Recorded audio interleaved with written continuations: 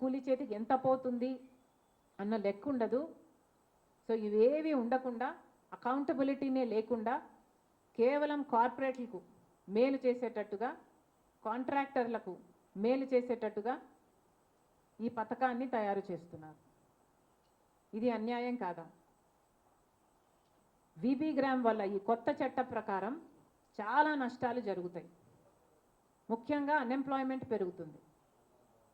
Rural ప్లేసెస్లో, గ్రామాలలో ఇక ఉపాధి హామీ పనులు తగ్గిపోవడం వల్ల, ఎందుకంటే రాష్ట్రం 40% పెట్టుకోవాలి కాబట్టి రాష్ట్రం అంతా ఎంకరేజ్ చేయదు. ఈవెన్చువలీ గ్రామ పనులు కూడా జరగవు కాబట్టి కాంట్రాక్టర్ల కింద వీళ్ళు పని చేయాల్సి వస్తుంది నోటిఫైడ్ పద్ధతిలో విబి గ్రామ్ ప్రకారం. కాబట్టి ఈవెన్చువలీ ఉపాధి హామీ అన్నది తగ్గడం కాదు, చచ్చేపోతుంది. దాంతో అన్ఎంప్లాయ్మెంట్ పెరుగుతుంది. అన్ఎంప్లాయ్మెంట్ పెరిగితే పని లేక వలసలు వెళ్ళాల్సిన అవసరం ఉంటుంది. అంటే డిస్ట్రెస్ మైగ్రేషన్, రూరల్ డిస్ట్రెస్ మైగ్రేషన్ని చూడాల్సి వస్తుంది. ఇప్పటికే మన బిడ్డలకు ఉద్యోగాలు లేక కుటుంబాలు అల్లాడిపోతున్నాయి. ఇక గ్రామాలలో కూడా పని దొరకడం కష్టమైపోతుంది. అంటే కనీసం తిండికి కూడా నోచుకోని స్థితికి గ్రామస్తులు వస్తారు, కూలీలు వస్తారు. ఇది దీని పరిణామం అవుతుంది. నాయకులు ఆలోచించుకోవాల్సిన అవసరం ఉంది. లేబర్ ఎక్స్‌ప్లాయిటేషన్ కూడా జరుగుతుంది. ఇప్పటి వరకు లాగా సోషల్ ఆడిట్ ఉండదు. ఇంత కూలీ ఇవ్వాలి కదా అని కూలీ అడగడానికి ఉండదు. ఆ లేబరు, ఆ కాంట్రాక్టరు ఎంత ఇస్తే అంత కూలీ తీసుకోవాల్సిన పరిస్థితి వస్తుంది. 60 రోజులు పనే ఉండదంట. ఇవన్నీ వీటి దృష్ట్యా లేబర్ని ఎక్స్‌ప్లాయిటేషన్ చేయడం జరుగుతుంది. బానిస వ్యవస్థ తయారయ్యేటట్టు చేస్తున్నారు వీళ్ళు. ఇది ఎక్కడి న్యాయమని అడుగుతున్నాం. అందుకే కాంగ్రెస్ పార్టీ ఈ విధానాన్ని వ్యతిరేకిస్తుంది. కాంగ్రెస్ పార్టీ మళ్ళీ హెచ్చరిస్తుంది మోడీ గారిని, చంద్రబాబు గారిని, ఈ బిల్లుకు మద్దతు ఇచ్చిన చంద్రబాబు గారిని కూడా కాంగ్రెస్ పార్టీ హెచ్చరిస్తుంది. ఇది చాలా ప్రమాదకరమైన బిల్లు. విబి గ్రామ్ అన్నది చాలా ప్రమాదకరమైన బిల్లు.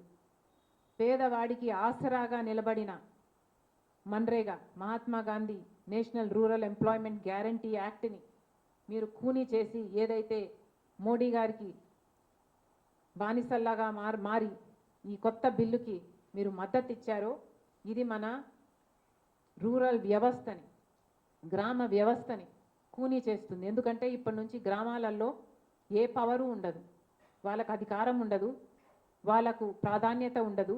ఆ గ్రామాలలో ఏదైనా ఒక పని చేసుకోవాలంటే, ఒక బావి, ఒక రోడ్డు వేసుకోవాలంటే వాళ్ళకు ఇప్పుడు మార్గమే ఉండదు.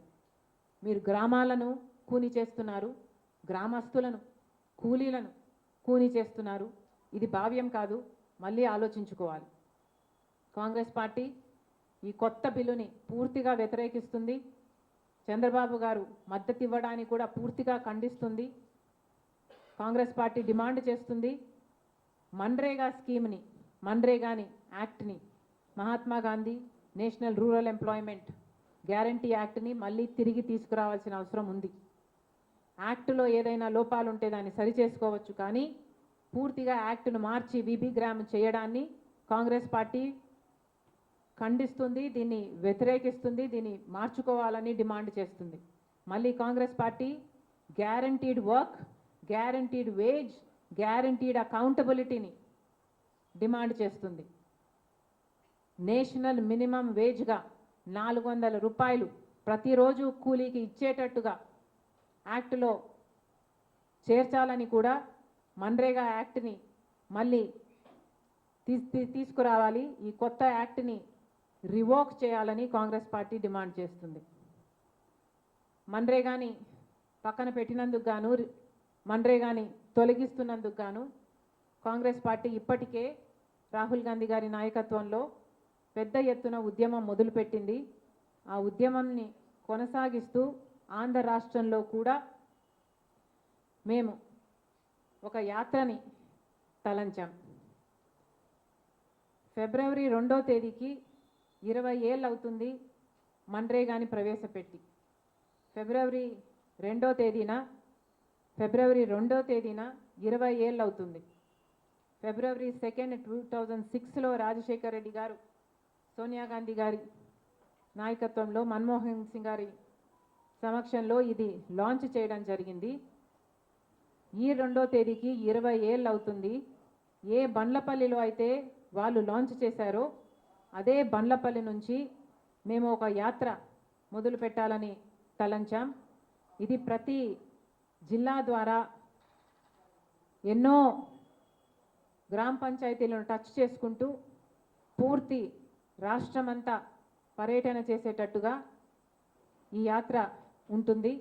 దాన్ని నేనే 2వ తేదీ నుంచి చేయబోతున్నాను. మరొకసారి కేంద్ర ప్రభుత్వానికి, రాష్ట్ర ప్రభుత్వానికి హెచ్చరిస్తున్నాం, డిమాండ్ చేస్తున్నాం, మన్రేగాను తిరిగి